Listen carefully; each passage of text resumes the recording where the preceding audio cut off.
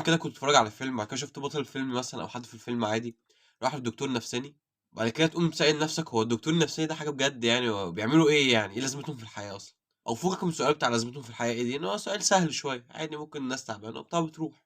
بس أكيد سألت نفسك هم بيعملوا إيه بالضبط، ولو ما سألتش نفسك أنا الصراحة جالي السؤال ده في دماغي وحبيت أدوّر في الحوار ده. أنا بقى بصّيت لك الموضوع شوية، بُص أنت ممكن تعتبر الدكتور ده عبارة عن إيه، واحد صاحبك، بس صاحب جدع شوية. الصاحب الجدع ده هيعمل إيه، هيقعد معاك ويسألك كام سؤال كده، أسئلة عادية جدًا، يعني يقول لك إيه اللي مضايقك أو أنت جاي ليه أصلًا، بس وأنت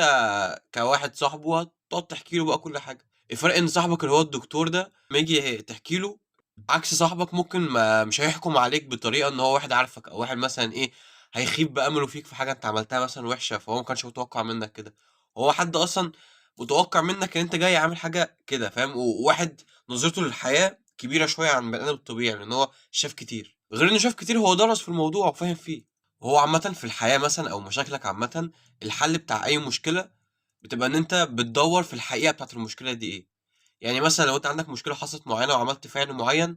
هو بقى كدكتور بيحاول يشوف أنت الفعل ده طالع منك ليه، هو أنت خايف من حاجة مثلًا، أو أنت في حاجة جواك بتحاول تبعد عنها، أو أنت مثلًا في حاجة في شخصيتك أو في حياتك معيّنة محتاجة إنها تتطور وأنت مطنّشها أو باعد عنها شوية. هو عادي كلّنا عندنا حاجات إحنا مطنّشينها أو بنضحك على نفسنا فيها،